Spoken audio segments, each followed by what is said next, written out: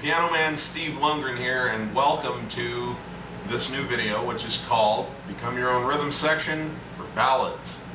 I'm not going to spend a lot of time here before we get going with the lesson, but there's a couple of things that you should know going into this.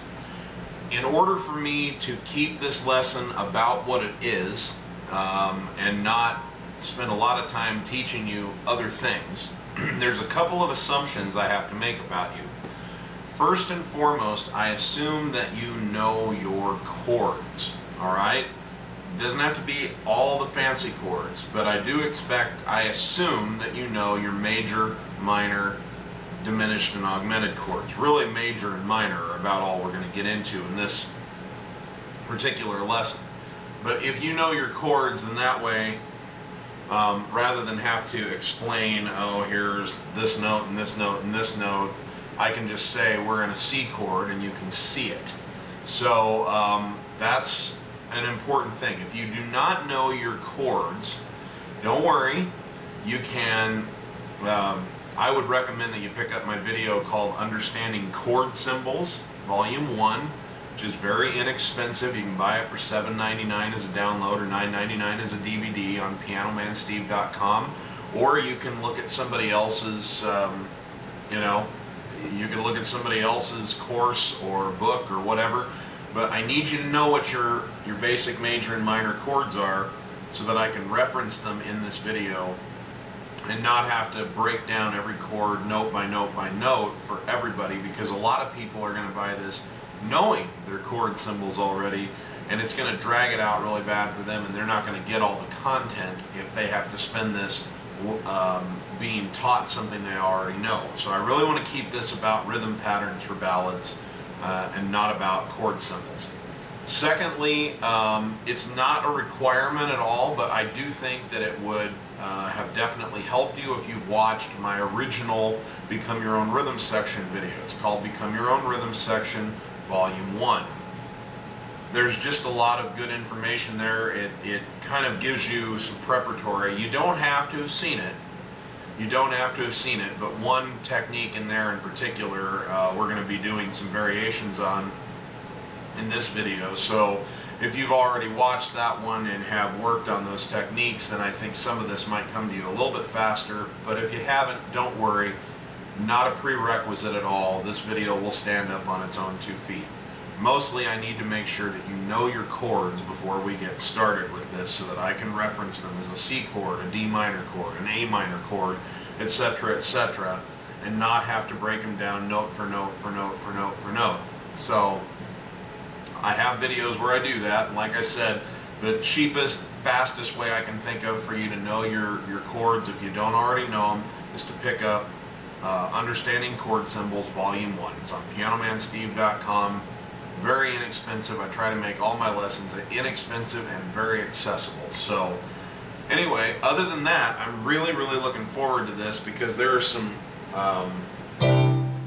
really neat and easy things you can do when you're playing ballads to give yourself a full, rounded out sound, but not be muddy, not be in the way, and to still have that tender feeling that you need with the piano. So for instance, we'll be learning how to do things like this.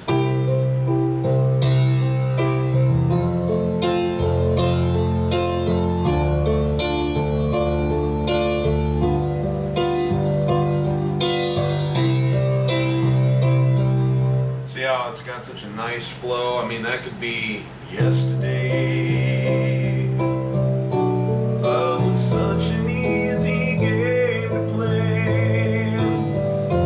Now I need a place to hide away. Oh, I believe in yesterday.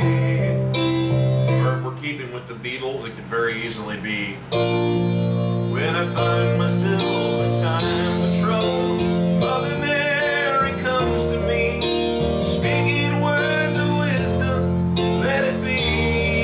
It's very usable. It goes across a lot of different kinds of genres. You could go back to the crooner days and do something like, when I fall in love, it will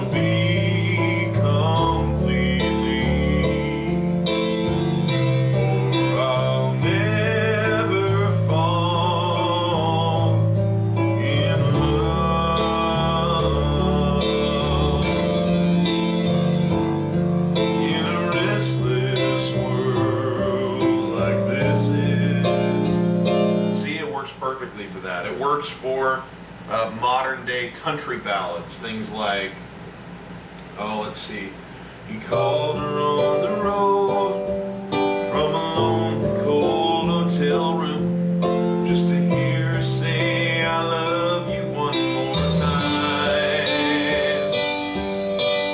And he could hear the sound of his kids laughing in the background. He had to wipe a tear from his eyes. A little voice came on the phone, said, Daddy, when you coming home? He said the first thing that came to his mind, I'm already there. Take a look around, the sunshine in your hair, the shadow on the ground. See, so that pattern, oh my gosh, it transcends so many different things. That's one thing we'll be learning. We will be learning a pattern that goes like this.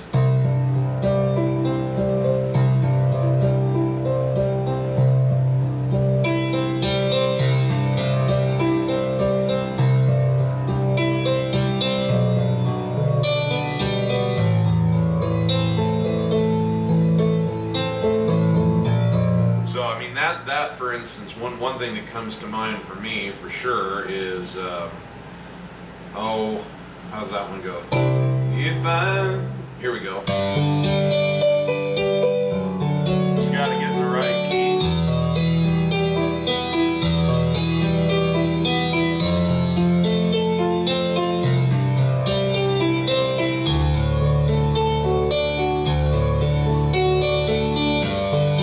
If I leave here tomorrow,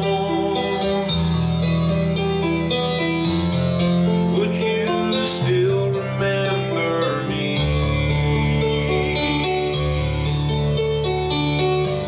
But I must be traveling on now. There's too many places I gotta see.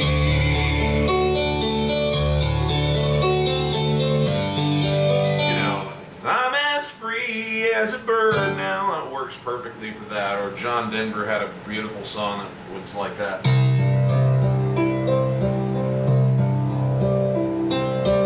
Lady, are you crying? Are the tears belong to me? Did you think our time together was all gone? Lady, my sweet lady, I'm as close as I can be. I swear to you, our time has just begun.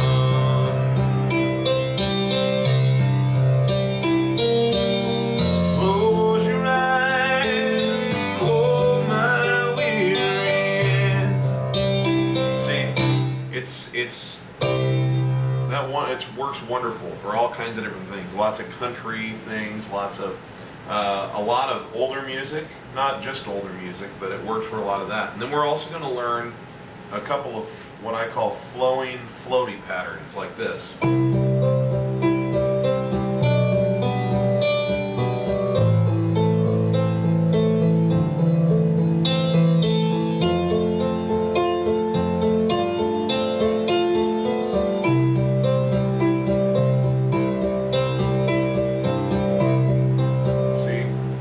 Got a nice kind of floating pattern. I mean, one thing that comes to mind, an old power ballad from the 80s comes to mind.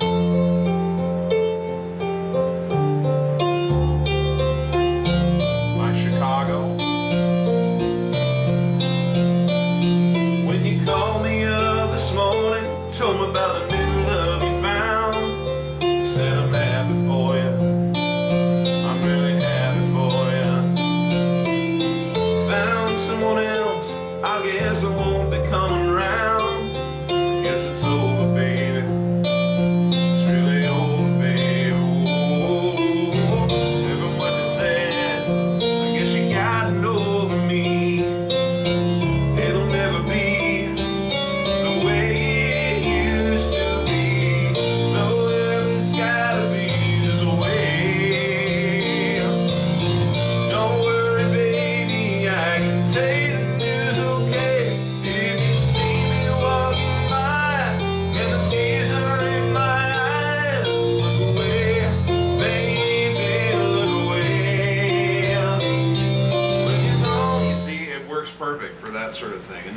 another variation of that we're going to learn goes like this.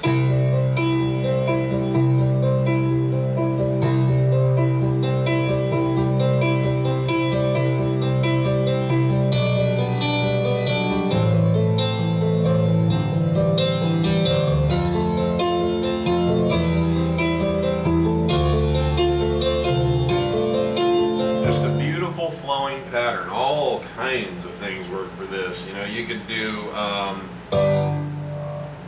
oh gosh, what would it be?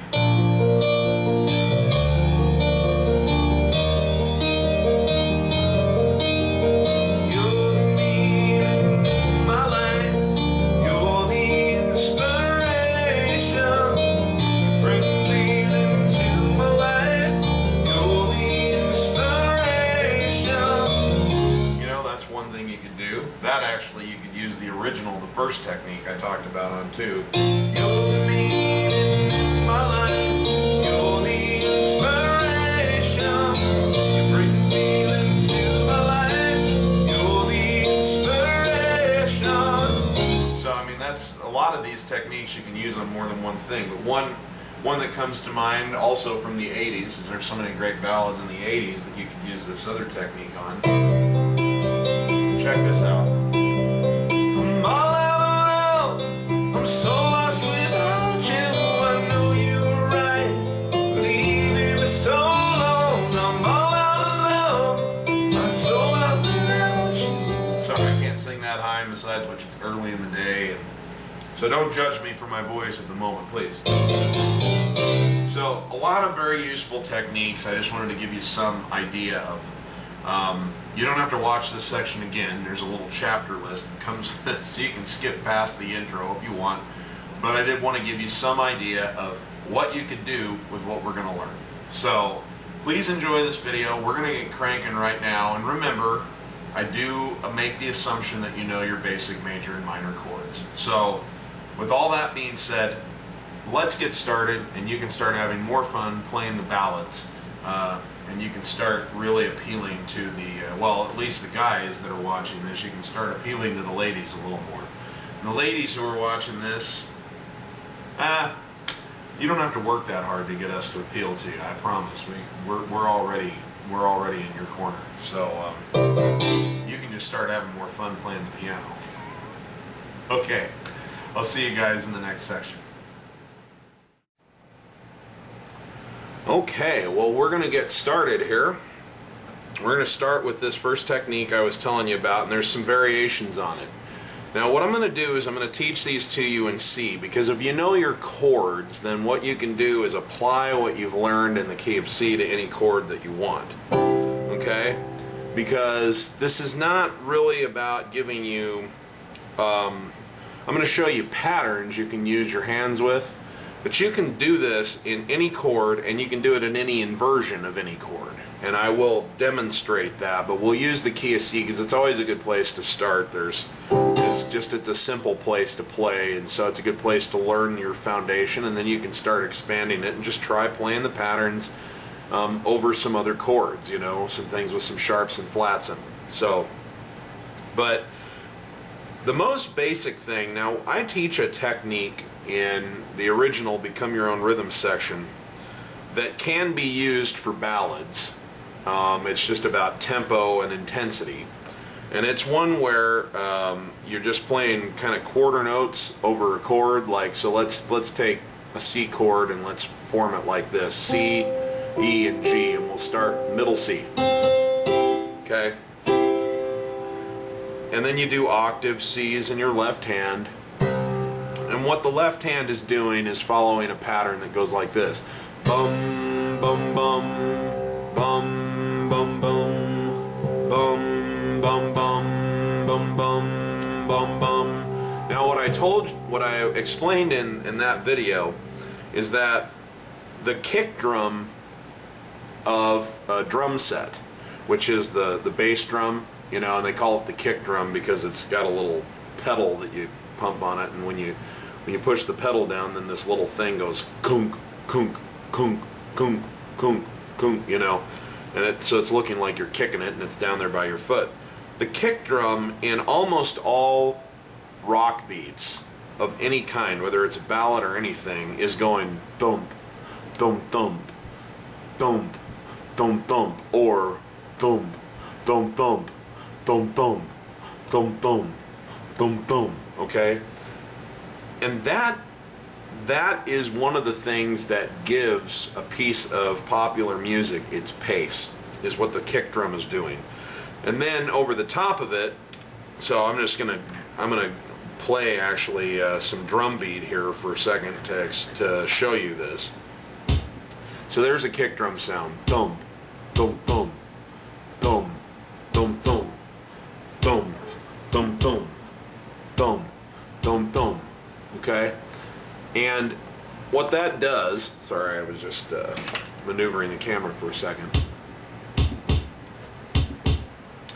What's happening over the top of it then is that on a little hi-hat cymbal, which are the cymbals where there's one on the bottom, one on the top, and they're psst. And then when you let the foot pedal off, they raise and they go psst, psst, psst.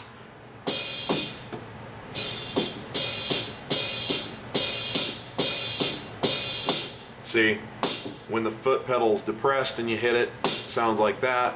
When you hit it and the pedal's not up, it sounds like that. So what they're doing is they keep the hi-hat depressed and they're hitting like eighth notes over it. So dum dum dum dum dum dum dum dum dum dum dum dum. Now they throw in the snare drum to throw a little bit of extra color in there, and it sounds like this.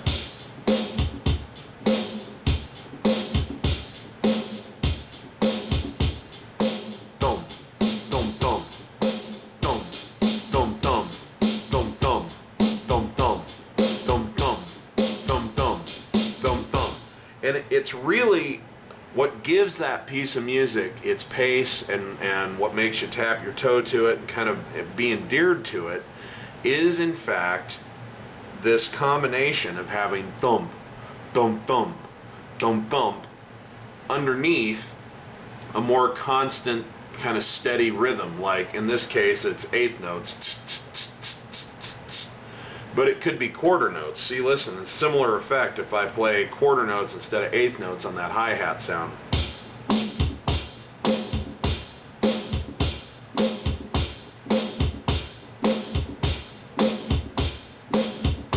Now the snare drum adds some color, but it's really not necessary. You could not have that and still have the pace you're looking for. So it could just be...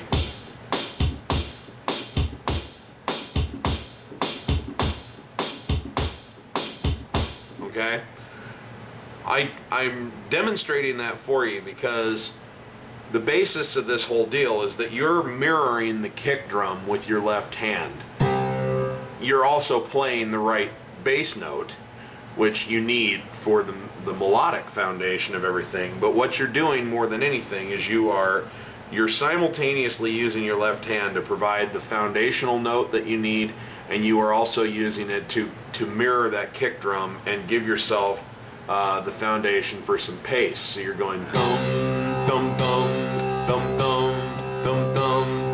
Then when you come in on your right hand, if you play kind of a steady beat like quarter notes over a chord, see how it fills out.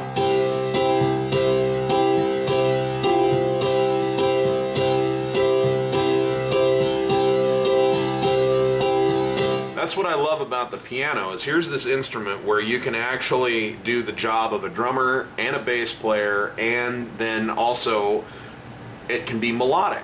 You know, it can fill in all the chords and everything. It's an amazing, amazing instrument. It's what I loved about it when I got started. It's what I continue to discover more about it every day that I work and love about it more. So now that I've given you that little bit of foundation there, I wanted to demonstrate that. That very same concept works whether you're playing a really hard driving song or whether you're playing a softer song. I'll give you an example. You can use this exact technique, boom, boom, boom, boom, boom, on a ballad. It's just about you don't hit the keys quite so hard, you know. It's a little more tender, so you don't hit them with the ferocity and the intensity. And usually the tempo is a little slower, but not always, so it can be Daniel is traveling tonight on a plane. I can see the red tail lights headed to Spain. Oh, and I can see Daniel waving goodbye. Oh, it looks like Daniel. It must be the clouds in my eyes. So, see, that's a low-key, soft song, and it works. You can use that exact technique. You know, you could use this technique to say, we played this earlier, but let it be, let it be, let it be, let it be, let it be. Dum, dum, dum. See, now notice the bass is always doing some dum, dum, dum, dum, dum, but sometimes it's in more of a double time. In Daniel, we were going dum, dum, dum, dum, dum, dum, dum, dum, dum. But in Let It Be, we were slowing it down. Dum, dum, dum, dum, dum, dum, dum, da, dum. See? So it's just a slower tempo. And it works fine. You're just playing quarter notes. Let it be, let it be, let it be. Whisper words of wisdom, let it be. Okay? So that pattern works just fine. You don't have to ornament it. The first technique I'm going to teach you, though, is a variation of that pattern that I think tends to soften things up a little bit. And it also adds a little more pace, which gives you some options, and I'll explain what I mean here. So let's go back to our C chord. Your bass note, your bass line is going to be dum, dum, dum, dum, dum, dum, dum, dum, dum, dum, dum, dum. That's our tempo.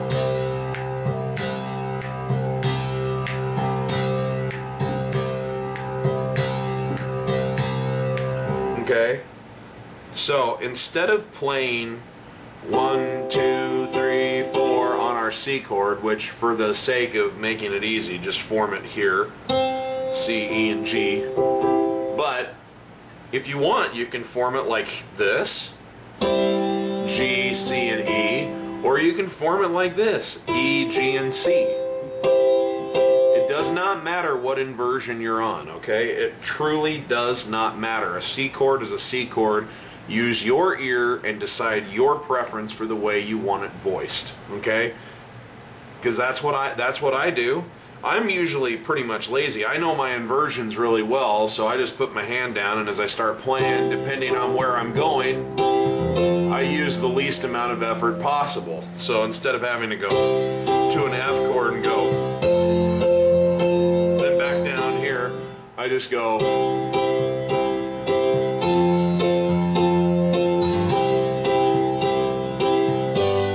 There's my G chord. You know, I don't want to have to move my hand any more than I have to. You know, I mean, it's efficiency for me. But you can do whatever you want. If you really like the voicing of the chord and you just like the way it sounds better when it's in this inversion, then use it.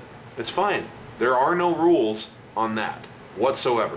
Zero rules. And if you've ever had a music teacher tell you that there were rules, they were lying, they didn't know what they were talking about. Music is an interpretive art. There are no rights and wrongs. There are simply what sounds better and less better in your mind. So, and that's totally subjective. So be sure that you use your own creativity. Don't ever let anyone tell you differently in music. If it doesn't involve your own creativity, it's not music. Okay? We're not robots.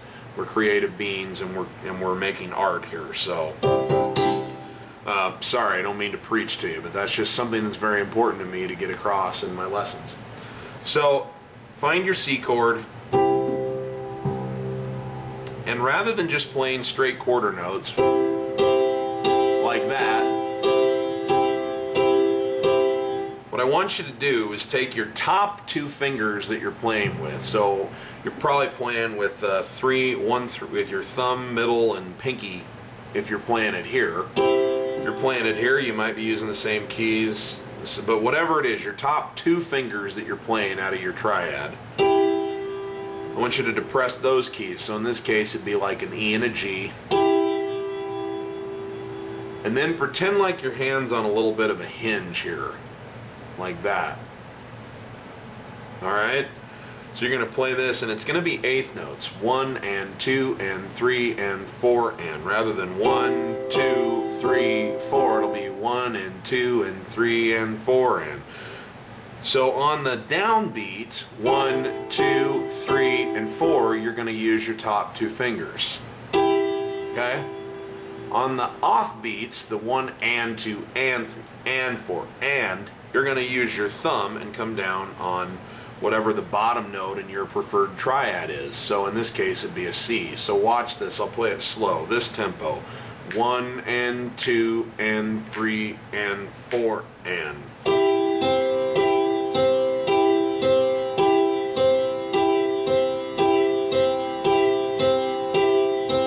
See? It's that simple.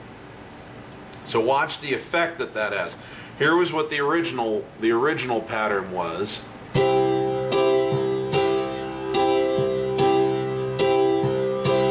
Now listen to the change in the timbre when we use this.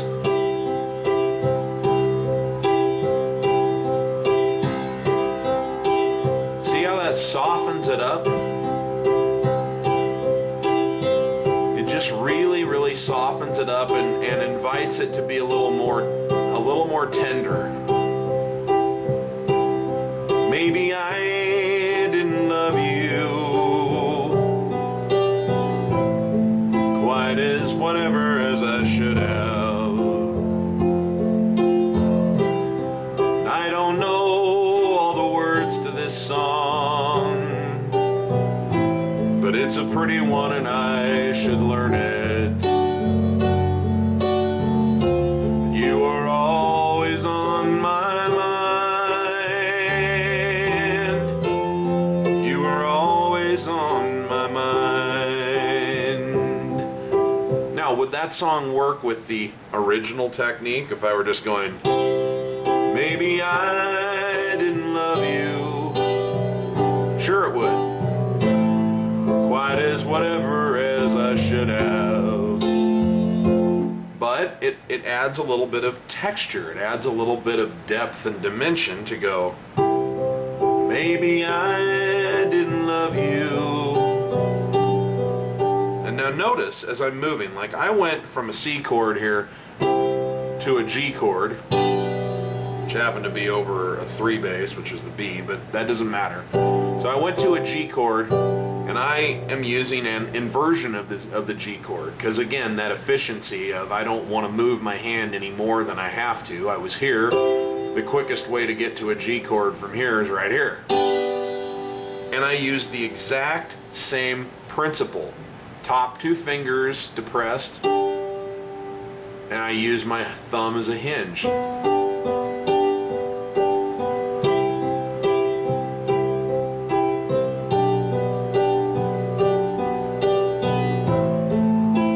Next chord, and I could have gone here.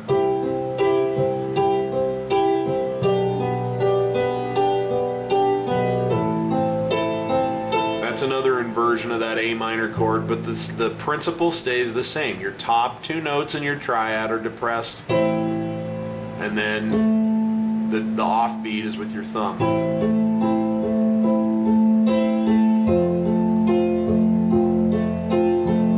So however you want to do it, if you're one of those, if you're a relatively, new player and you're not that comfortable and familiar with all your inversions, but you know all your chords well if you play them in this root fashion with the root and then the 3 and the 5, and so you're playing it like this.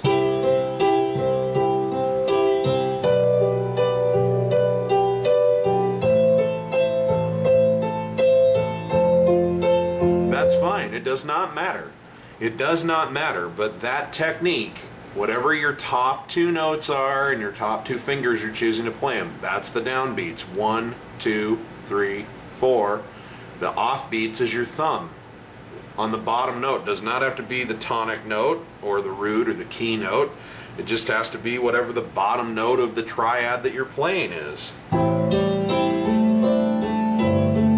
If you play a more complex chord, I mean, I'm going to get into this in the ballad chords video, but if you play a more complex chord and it's got not just a triad, but maybe 4 notes, if you choose to play 4 notes at a time, you always want the offbeat to just be 1 note, just your thumb. It's going to be really hard. It's not impossible, but let's say I was doing a C major 7th chord, just for example, which is like that, and I was trying to play the top 2 here and then the bottom 2. That's really, it sounds cool enough, but I think it's distracting and not even as effective. You know, simple it up, go ahead and play the top 3 and then hinge down on your thumb, just like you would if you were only playing 3 notes instead of 4.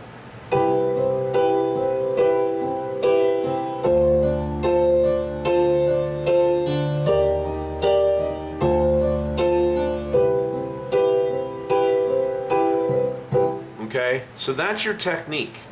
That's the pattern. Now let's talk about what you can do with the bass. Here's what's absolutely marvelous about this. Between using the original kind of what I call the vanilla technique of just playing the quarter notes on your chords, now you can use your left hand and your right hand and build intensity as needed throughout the song, because you add pace with each thing that you add into it. Let me give you an example. Perhaps you want to start out, let's say that you have a song that the recording, the original recording, it starts out with like just 1 instrument, and then throughout the song more instruments are added, and by the end of the song you have the whole band, drums, bass, all of that. And you want to reflect that even though you're only playing it on 1 instrument, just the piano.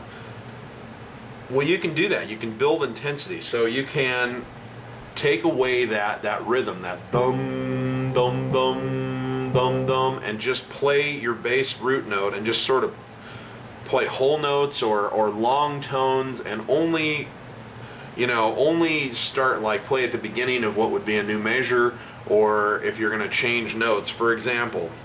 So let's take that song, that Willie Nelson song, "You Are Always on My Mind." So watch how you could build this using these techniques. So we start out, we're just going to play quarter notes, and we're not going to add that kick drum pace yet at the very beginning on the left hand. So watch what I do.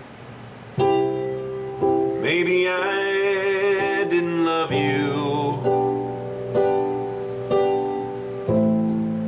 quite as whatever as I should have.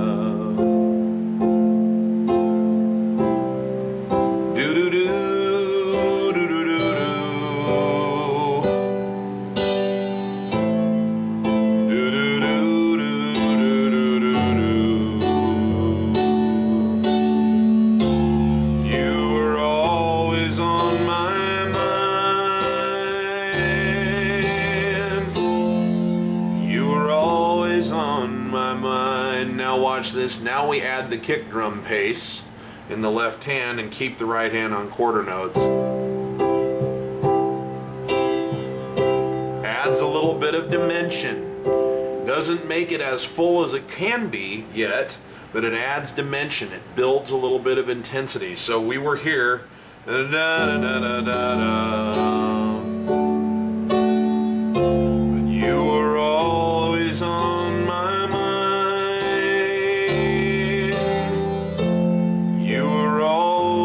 On my mind.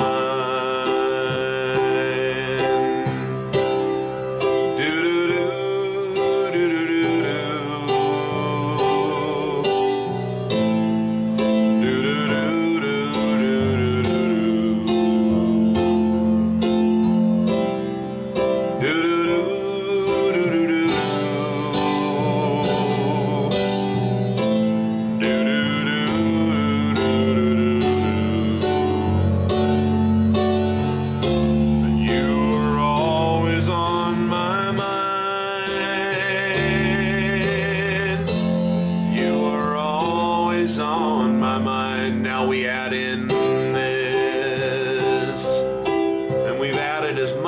intensity as we have. We've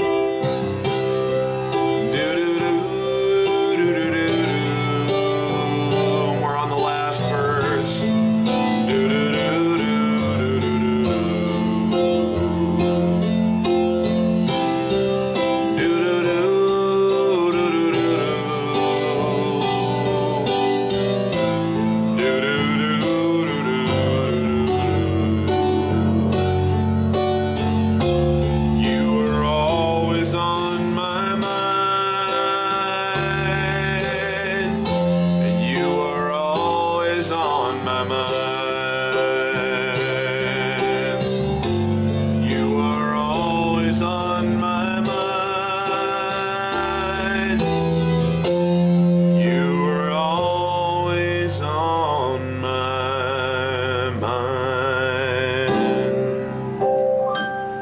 See how you can build intensity with that? Because you have essentially 4 separate patterns that you can use. You can use the very, very stripped down so that it just sounds like it's one instrument, of course, you know, which you have to use for effectiveness sometimes, and that's where you play no kick drum pattern with your left hand. Just play the long tones and the straight quarter notes.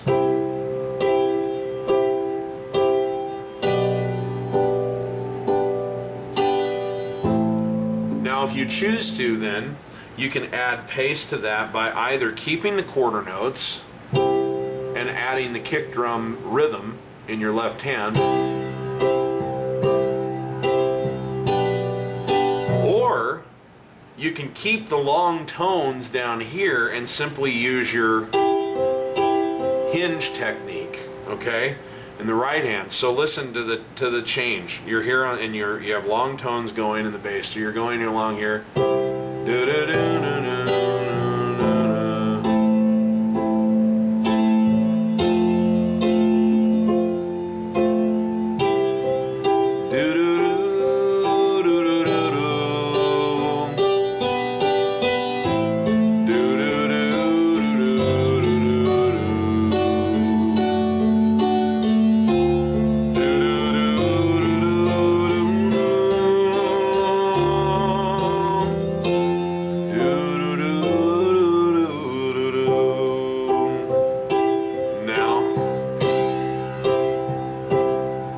Of course, your straight quarter notes up here with your kick drum pace in the bass. And then of course you have both of them going at the same time. Hinge up here, kick drum bass in the bass line.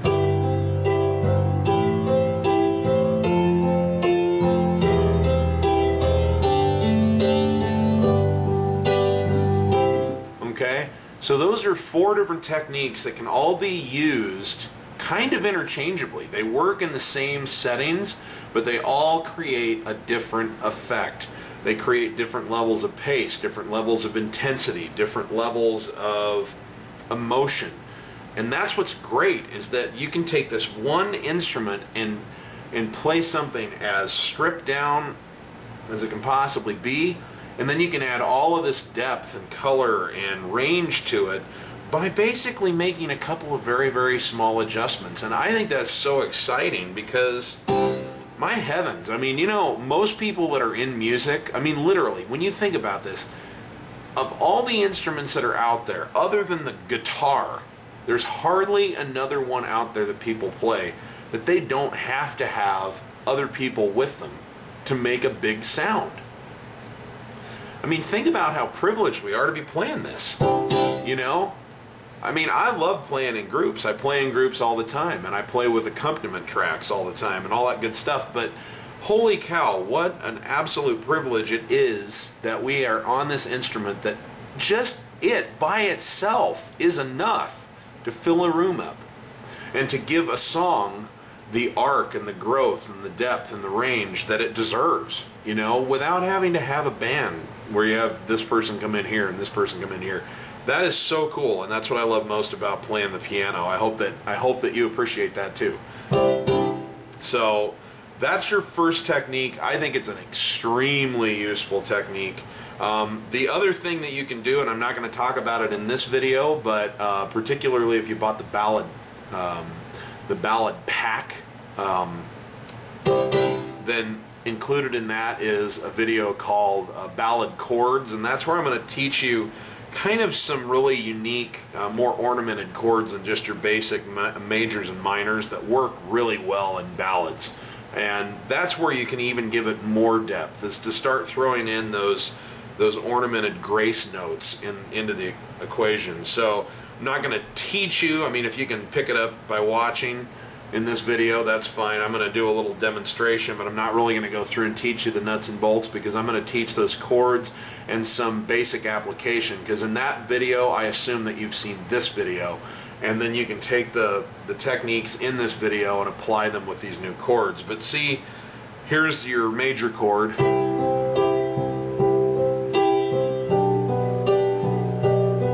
then here's a minor chord. But listen to what happens when we ornament it with some special ballad chords.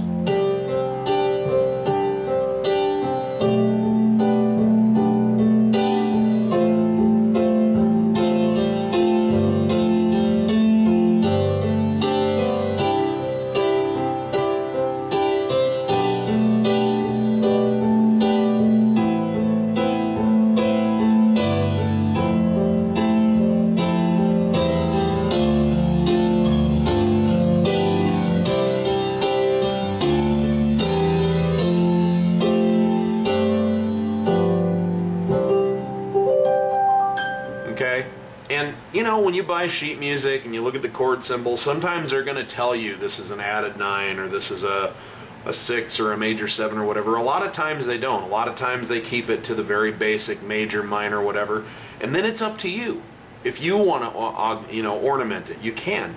You don't have to. There isn't anything wrong with it. Sometimes your ear tells you less is more. Sometimes simple is better, and that's fine.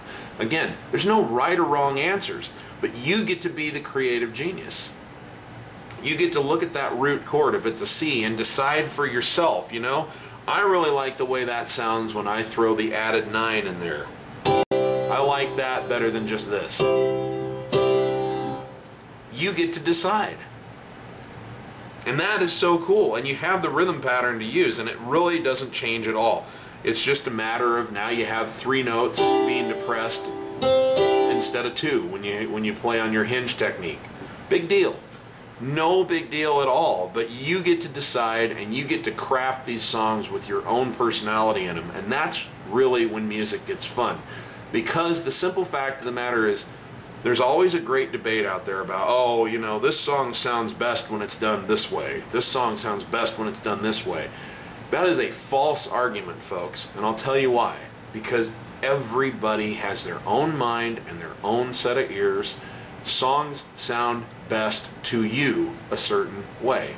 And what I guarantee you 100% of the time, it will always sound best. If you're playing a song, it will always sound best when you're doing it the way you feel it. Okay? The rest of the world will pick up on it if your heart's in it, if you feel it that way. And I'm not talking about, you know, ornamenting it just for the sake of ornamenting it because you want to impress people. I'm talking about the creative genius inside of you made a decision. In these places it sounds best to be simple. In these places it sounds best to be a little more complicated. And that's what sounds best to me. That's what feels right for this song when I'm playing it. When you do that, the rest of the world is going to agree with you because it will be an expression of who you authentically are. And that's always the best music. 100% of the time it's always the best music. Most people can't even identify what they don't like about most. When they hear music they don't like, they can't tell you what they don't like about it. They just know they don't like it. Well, usually they don't like it because it's phony. So anyway, so that's our first technique, and we're going to move on to the next technique here just shortly. If you'll refer to your chapter list, I do have it broken down when this one starts, so that if you have a download or a DVD, either one, you can just scurry to the next section if you already have this down, or you can come back and revisit this. But I try to set it up so it'll be really easy for you to maneuver to the next spot in the video for yourself, so that when you sit down to practice, you're you're not wasting time having to find the right spot. You know what section you wanted to go work on. So take a look at that, and I look forward to showing you the next rhythm pattern. All right, see you there.